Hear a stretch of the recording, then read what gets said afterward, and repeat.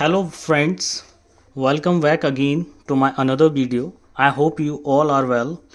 Guys last video में हमने बात की थी कि डर्बी लाइनिंग स्टैंडर्ड हम किस तरीके से बनाते हैं, उसके सारे स्टेप्स प्रोसेस वाइज मैंने आप लोगों को बताए थे। अगर आपने मेरी पुरानी वाली वीडियो नहीं देखी है जिसमें मैंने डर्बी लाइनिंग स्टैंडर्ड बनाना सिखाया है, तो please go to my channel and search that video and please watch that. आज की वीडियो में गाइस जब हम बात करेंगे वो हम बात करेंगे कि लाइनिंग स्टैंडर्ड बनाने के बाद डर्बी लाइनिंग पैटर्न्स किस तरीके से बनाते हैं। तो उस प्रोसेस को करने के लिए गाइस हमारे पास जो टूल्स और मटेरियल होना चाहिए वो आपके सामने है। हमारे पास एक लाइनिंग का स्टैंडर्ड होना चाहिए विच इज़ मस्ट, इसके बिना हम पैटर्न्स नहीं बना सकते। उसके बाद एक स्केल, पेपर कटर, नाइफ़ जिसे कहते हैं, नाइफ़ भी कह सकते हैं, पेपर कटर भी इसे कहते हैं, पेंसिल होनी चाहिए हमारे पास, डिवाइडर होना चाहिए, eraser, sharpener and along with that हमारे पास एक शीट होनी चाहिए जिस पे कि हम पैटर्न्स की कटिंग करेंगे। तो चलिए बिना टाइम वेस्ट किए आज की वीडियो स्टार्ट करते हैं और बनाना सीखते हैं हम डर्बी लाइनिंग के पैटर्न्स। लास्ट वीडियो में मैंने आपको यहाँ तक बता दिया था कि स्लॉट्स बनाते हैं, स्लॉट्स बनाने के बाद हम कटिंग करते हैं, कटिंग करने के बाद हमने स्टिचिंग भी शो की थी। स्टिचिंग से हमें हेल्प होगी कि किस कंपोनेंट में हमें अंडरले देना है और किस कंपोनेंट में हमें अंडरले नहीं देना है। बिकॉज अपर का जो स्टैंडर्ड होता है उसमें किस कंपोनेंट में अंडरले था ज़रूरी नहीं है कि इस स्टैंडर्ड में भी हम उसी कंपोनेंट में देंगे। वो अपर था, लाइन है, तो ये अपर हो सकता है। तो आप ध्यान से वीडियो को देखिएगा, वीडियो स्किप मत कीजिएगा, हर एक स्टेप को आप फॉलो कीजिएगा एंड आई एम श्योर कि आप बेहतरीन डिज़ाइन बन सकते हैं और आप बेहतरीन डिज़ाइन बना सकते हैं। चलिए सबसे पहले हम अपने बैंड के साथ गाइज, जब मैंने अपर स्टैंडर्ड में अपर बैंड बनाया आप लोगों को लास्ट टू लास्ट में, तो उसके लिए मैंने कुछ रोटेशंस आपको बताए जिन्हें हम स्प्रिंग्स भी कहते हैं। अब यहाँ पे भी हमारे पास सेम कंडीशन है। अगर आपको बैंप टंग के साथ क्लिक करना है तो हम किस तरीके से करेंगे, और टंग और बैंप को दोनों को सेपरेट करना है तो हम किस तरीके से करेंगे। मैं दो मेथड्स आपको आज बता, जो आपको सुइटेबल लगे, जो आपको ठीक लगे, उस मेथड को क्लिक कर सकते हैं। But before that I also want to tell you कि करते क्यों हैं। बिकॉज कि लाइन के जो पैटर्न होते हैं, जो हमारी line visible all know very well, तो उस केस में अगर हम सिंपल कंपोनेंट बनाएंगे, सिंगल कंपोनेंट बनाएंगे यानी टंग को बैंप के साथ कटिंग करेंगे, तो उस केस में इंटरलॉकिंग करना थोड़ा सा डिफिकल्ट हो जाता है और मटेरियल की वेस्टेज ज़्यादा होती है। तो उस चीज़ को अवॉइड करने के लिए we just separate the tongue from the vamp. Okay, but मैं इस वीडियो में आपको दोनों तरीके से बैंप निकालना दिखा, टंग के साथ भी और विदाउट। इसे बैंप को निकालने के लिए सबसे पहले हमें एक हॉरिजॉन्टल लाइन,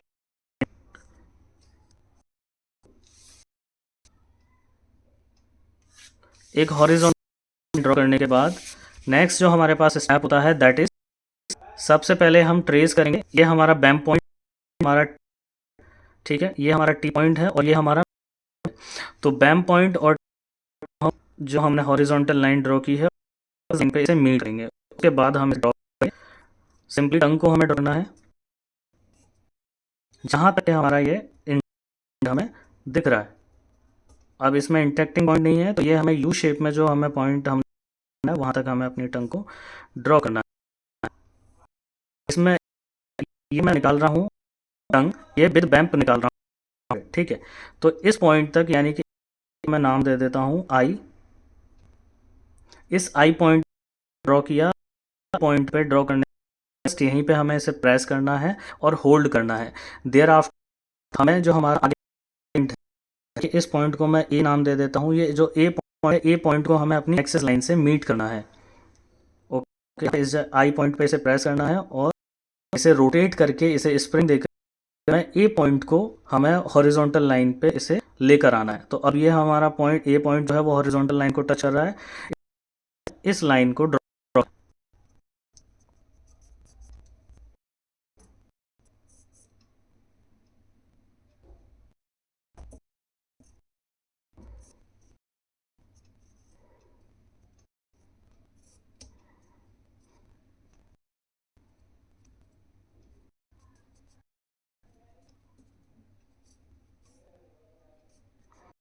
अब यहाँ देख सकते हैं गैप को भी हम खत्म करेंगे। के लिए आप एक पॉइंट यानी एम को मीट कर दीजिए। उसके बाद हम, यहाँ पॉइंट यहाँ हम करेंगे और हमारा टी पॉइंट है उसे अभी हम लाइन पे से cut. So as you can see here कि ये वाली जो हमारा बैम था और इसमें कट लगाया है, तो अब हम रफ इसे आगे बढ़ाते हुए मीट करेंगे, इसी लाइन से हम इसे मीट करेंगे।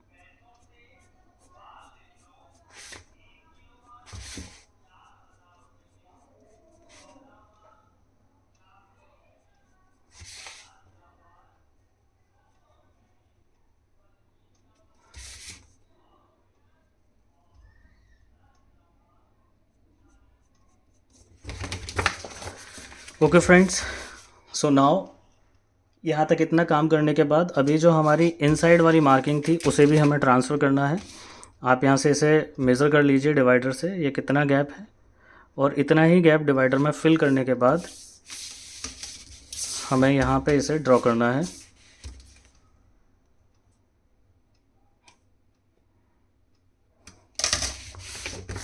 ठीक है,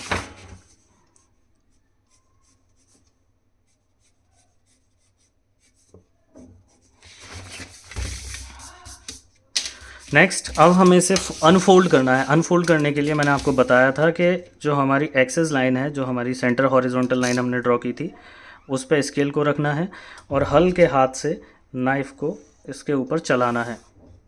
ज़्यादा प्रेशर से नहीं चलाना है, बिकॉज प्रेशर से अगर आप चलाएंगे तो पेपर या फिर शीट दो हिस्सों में डिवाइड हो जाएगी और वो हमें नहीं करना है। हमें जस्ट इसे फोल्ड करने के लिए, जिससे कि इजीली फोल्ड हो जाए, तो शीट का हाफ या फिर 1/3 कट करना होता है, दैट्स इट। ठीक है, तो इस तरीके से हमने इसे कट कर लिया है। कट करने के बाद इस एक्स्ट्रा पार्ट को हटा देंगे।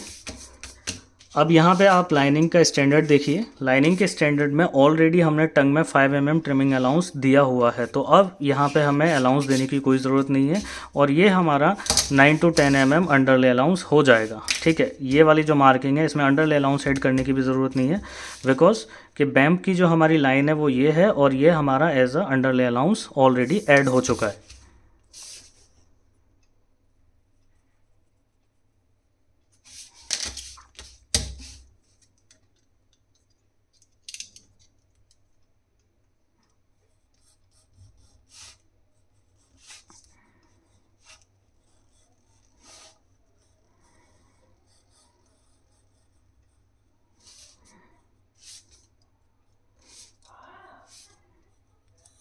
सो जस्ट लाइक दिस, स्लोली आपको पेपर कटर को, नाइफ़ को यूज़ करना है। किसी भी तरीके की कोई हड़बड़ी नहीं करनी है, अदरवाइज़ आपकी फिंगर कट हो सकती है, कोई भी इंसिडेंट हो सकता है।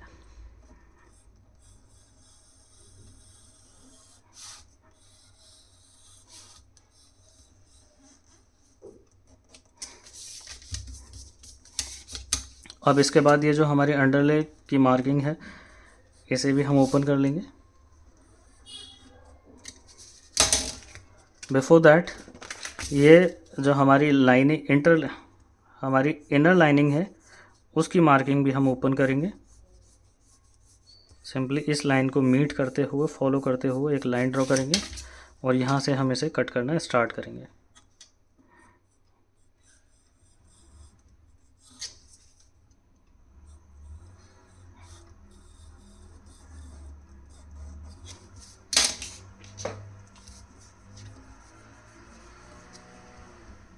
As you can see here कि ये हमारी इनसाइड है और ये हमारी आउटसाइड है। इसके बाद जो हमने मार्किंग की है उस मार्किंग को हम ओपन करेंगे।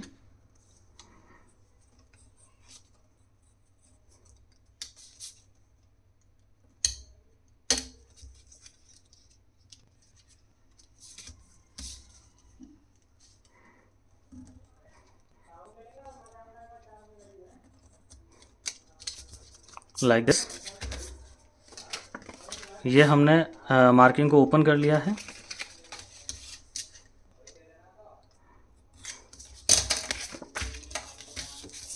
ये हमारे अंडरले 9 mm। इसके बाद सेंटर नॉच, यहाँ सेंटर नॉच बना दी। This is our inside, this is our outside.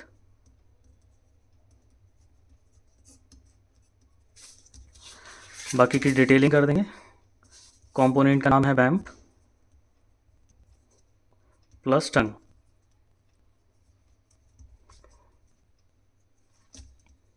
Size है 6, लास्ट है STD G1 and lining point.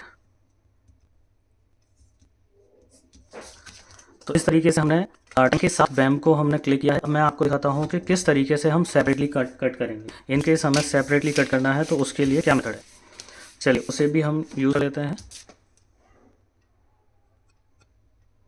Without tongue separate बैम्प निकालने के लिए अगेन सेम प्रोसेस हम फॉलो करेंगे। First of all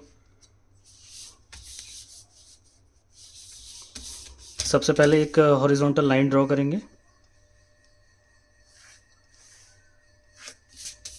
horizontal line draw करने के बाद अब जहाँ तक हमारा टंग का सेपरेशन हो रहा है, टंग और बैम्प का, इस पॉइंट तक, वैसे वहीं तक हम मीट करेंगे। सबसे पहले अपने पॉइंट्स को, इसे हम T' नाम देते हैं, T'।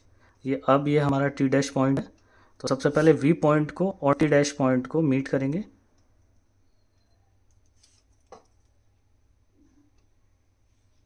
Simply like this.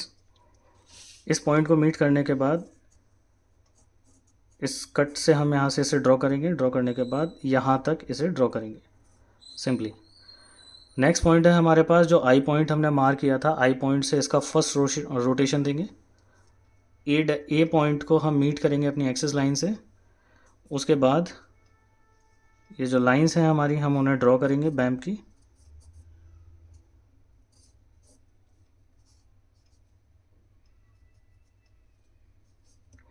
उसके बाद ये जो गैप है इसे रिड्यूस करेंगे। ए पॉइंट पर प्रेस करेंगे, बी पॉइंट को एक्सिस लाइन से मीट करेंगे। उसके बाद हम अपनी ये फेदर एज ड्रॉ करेंगे और इनर साइड की मार्किंग को भी ओपन करेंगे, मार्क करेंगे। उसके बाद आई पॉइंट से जस्ट नीचे और 5 mm आगे यहाँ पे हम इसे होल्ड करेंगे एंड अगेन हम कोशिश करेंगे कि T' पॉइंट हमारा एक्सिस लाइन के पैरेलल आ जाए। उसके बाद एक कट यहाँ से लगाएंगे। अब इस कट को लगाने के बाद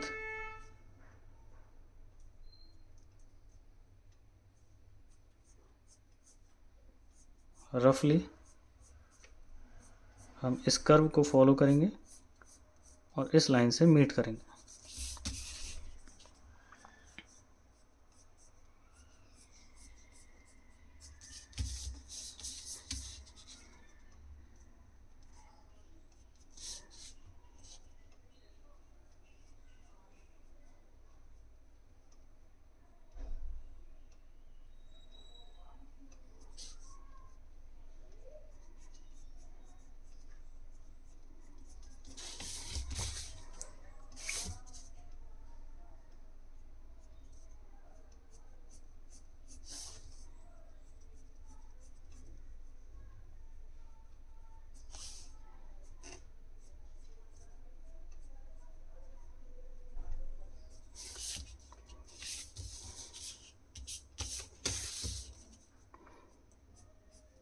इनर लाइन को भी अभी ड्रॉ कर लेंगे।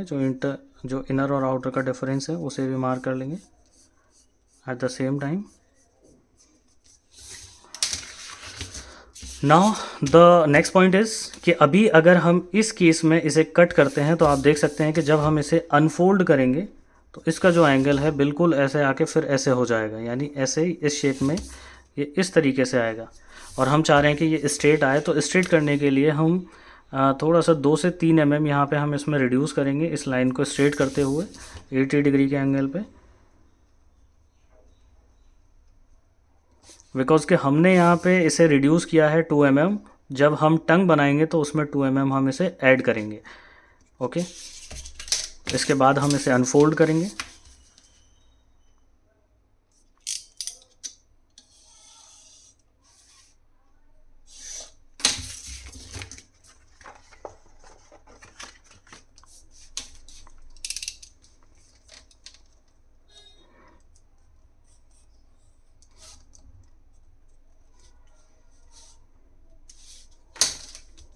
वन मोर थिंग गाइस, मैं भूल गया, वो मैं आपको याद दिलाता हूँ, मैं याद दिलाना भूल गया। वो ये है कि यहाँ पर आप देख सकते हैं कि स्टिचिंग जो हमने शो की है वो हमने टंग पे की है। इट मीन्स कि अब जो अंडरले आउंस देंगे हम लाइनिंग बैम्प में, वो हम बैम्प में देंगे ना कि टंग में देंगे। ठीक है, यहाँ पे हमें आउंस ऐड करना है।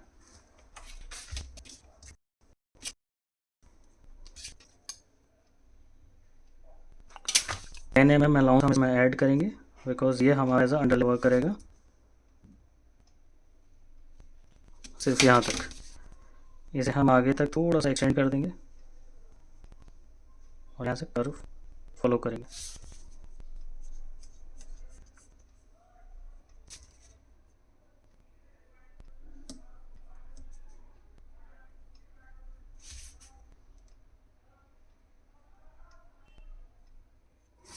अब इसकी जो हम कटिंग करेंगे वो अंडरले से करेंगे।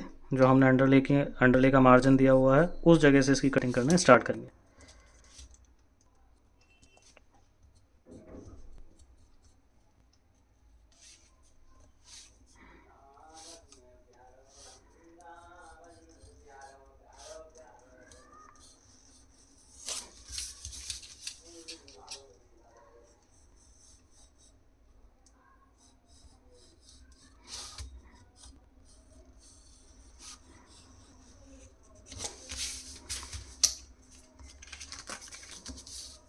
इसमें चैम्फर की ओपनिंग देंगे, अंडरले की मार्किंग को ओपन करेंगे और इनसाइड वाली मार्किंग को भी हम इसमें ओपन करेंगे।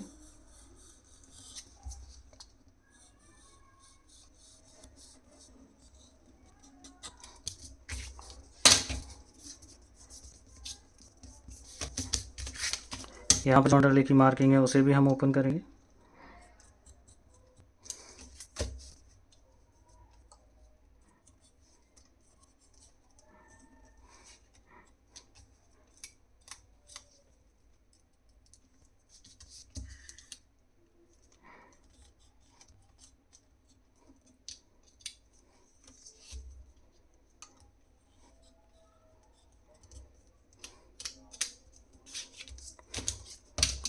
So simply as you can see here के विदाउट टंग हमने बैम्प के अलाइनिंग बैम्प को तैयार कर लिया है। तो ये मेथड होता है बिना टंग के बैम्प को तैयार करना। इस पर बाकी की डिटेलिंग करनी है हम।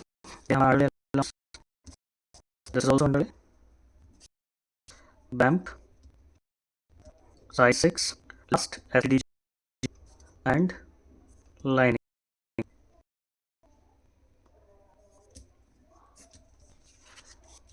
So this is our band. Next component click करते हैं हमारे पास that is tongue.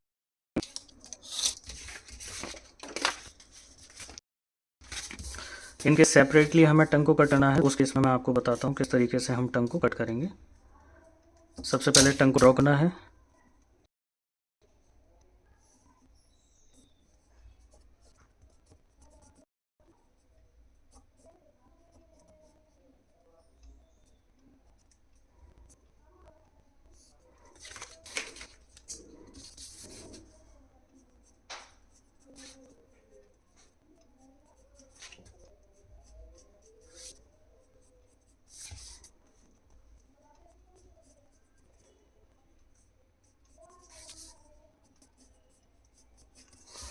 जब हमने बैम्प की कटिंग की थी तो हमने वहाँ से इस लाइन पे -2 mm किया था। इट मीन्स टंग में हमें +2 mm करना होगा। तो +2 mm करके हम इसे स्ट्रेट कर लेते हैं। स्ट्रेट लाइन बनाने के बाद इसे हल्का सा कर्व की शेप देंगे। देर आफ्टर हमें इसे फोल्ड करना है हल्का सा कट लगाकर पेपर पे। सिंपली लाइक दिस, बिकॉज कि हमने इसमें ऑलरेडी ट्रिमिंग अलाउंस स्टैंडर्ड में दिया हुआ है, तो हमें ट्रिमिंग अलाउंस ऐड करने की ज़रूरत नहीं है कंपोनेंट में। और हमने अंडरले अलाउंस बैम्प में दिया हुआ है, तो यहाँ से भी हमें टंग में अंडरले अलाउंस ऐड नहीं करना। तो सिंपली हम इसे नेट कट करेंगे।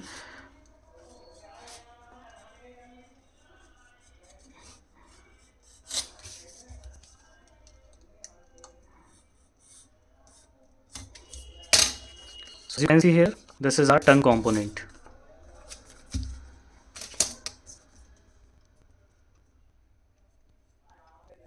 Tongue size 6, STD, G1 and line. Okay, चलिए नेक्स्ट कंपोनेंट क्लिक करते हैं। Next component we have that is quarter. और क्वार्टर की कटिंग करने के लिए सिंपली जहाँ तक हमारा क्वार्टर है उसे हम ट्रेस करेंगे।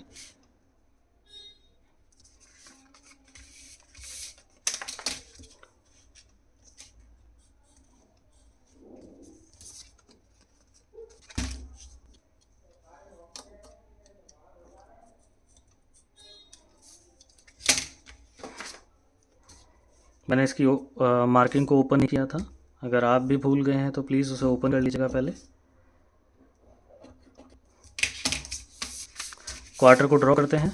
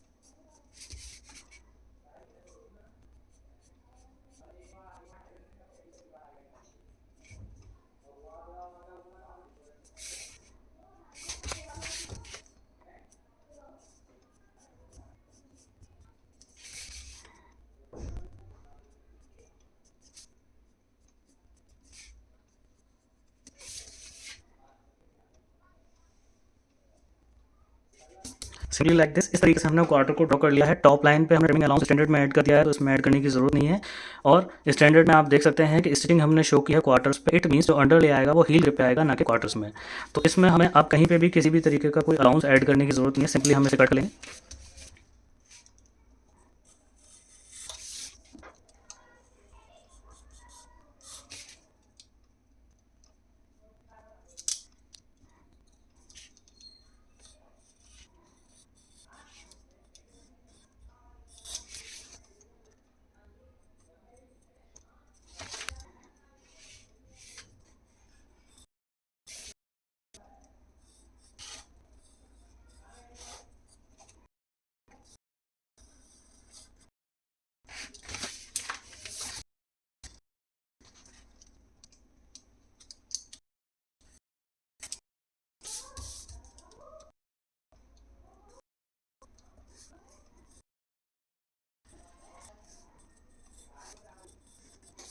Simply guys, as you can see here कि बिना किसी मार्जिन को ऐड किए हम लोगों ने नेट क्वार्टर को कट कर लिया है।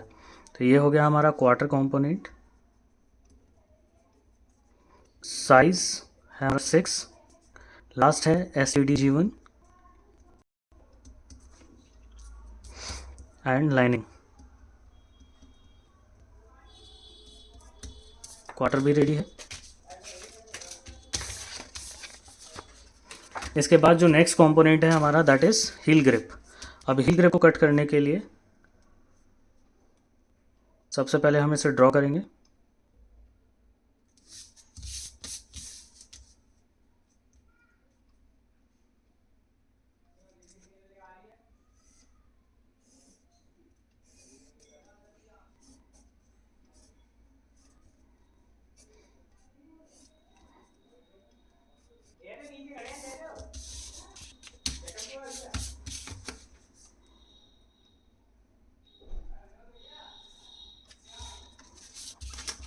इसमें 10 mm अलाउंस हम ऐड करेंगे।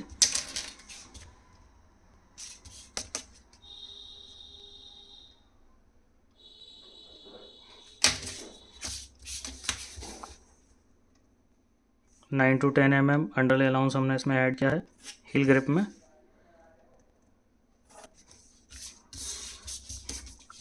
अब सिंपली जो हमारी बैक हाइट होती है, मैंने आपको बताया था कि जो जब हमने काउंटर या बैक स्ट्रैप बनाई थी लास्ट अपर वीडियो में, तो उस केस में मैंने आपको बताया था कि जो हमारी बैक हाइट होती है उसका 2/3 हम लेते हैं। अगर उस केस में अगर आप 2/3 इसका कैलकुलेट करेंगे तो ऑलमोस्ट 40 के आसपास आएगा। आप जिस साइज़ से ले रहे हैं उस हिसाब से। मैं यहाँ पर 45 मार्क करके चल रहा हूँ, तो 45 पर हम एक पॉइंट लाएंगे। 45 पे मैंने यहाँ पे एक पॉइंट मार्क किया है। पॉइंट मार्क करने के बाद यहाँ से मैं एक सिंपली लाइन ड्रॉ करूँगा इस तरीके से। अब इस लाइन से मैं इसे अनफोल्ड करना स्टार्ट करूँगा।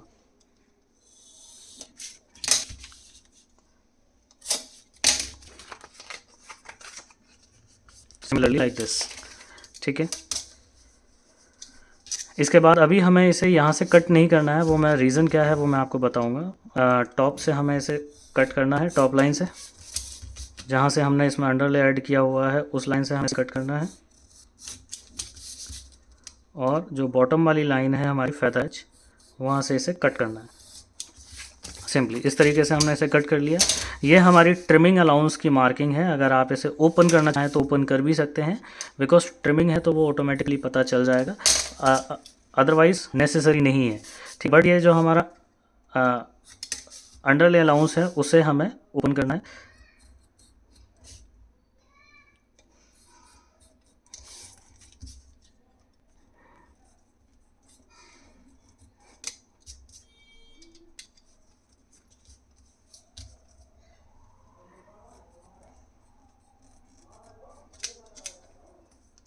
So similarly guys, this is the way that how we can make the heel grip component।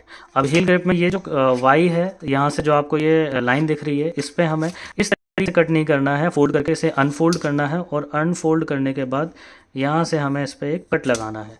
Because ये कट लगाने का मेन रीज़न ये है कि जब हम इसकी स्टिचिंग नहीं करेंगे, स्टिचिंग बिना किए जब हम इसे टर्न करेंगे तो ऑटोमेटिकली ये हमारे इस शेप में फॉर्म हो जाएगा और पीछे से इसे इस मटीरियल एक्स्ट्रा जो मटेरियल होगा उससे हील ग्रिप को सपोर्ट मिलेगी और इस तरीके से इसकी शेप आ जाएगी, जो कि ऑलमोस्ट लमसम हमारे जो पैर की हील की शेप होती है उस शेप में ये ऑलरेडी फॉर्म हो जाएगा, ठीक है।